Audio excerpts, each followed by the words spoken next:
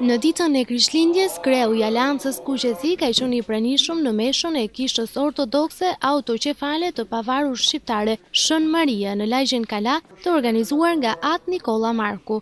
Spahi u tha se dita e sotme është një kujtesë e fortë për të gjithë martirët e Kishës Autoqefale Shqiptare, të cilët duhet të nderohen për veprat e lavdishme të historisë së kombit shqiptar. Ai dha mbështetje priftit të kësaj kishe, At Nikolla Markut, i cili ka qenë një nga mbrojtësit më të fortë të historisë së Kishës Autoqefale Shqiptare. Kreu i Aleancës Kuqezi tha se janë ullatos nuk gjen fonde për të ndëruar çatinë e Kishës Shën Maria. Ai theksoi se ndodhej pikërisht në këtë kishë për t'u solidarizuar edhe në ditën e Krishtlindjes, ku Zoti dha dashurinë për të gjithë njerëzimin dhe nuk bëri diferencime.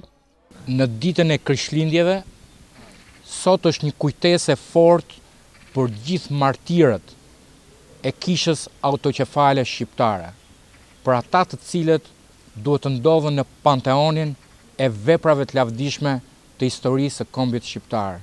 Sot mira besimtar, Kuqezi i drejtohen Kishës Autoqefale Shqiptare për t'i dhënë mbështetje dhe këtij njeriu të madh, At Nikollës, i cili ka qenë në këto vite një nga mbrojtësit më të fortë të historisë së Kishës Autoqefale Shqiptare. Në këtë kishë ku fatkeqësisht kryepeshkopi Jan Ullatus nuk gjen fonde për të ndruar çatinë. Në këtë kishë ku pikon çatia vetëm se këta njerëz besojnë te Zoti. E pra, në ditën e Krishtlindjeve, Zoti dha dashurinë për gjithë njerëzimin dhe nuk bëri diferencime.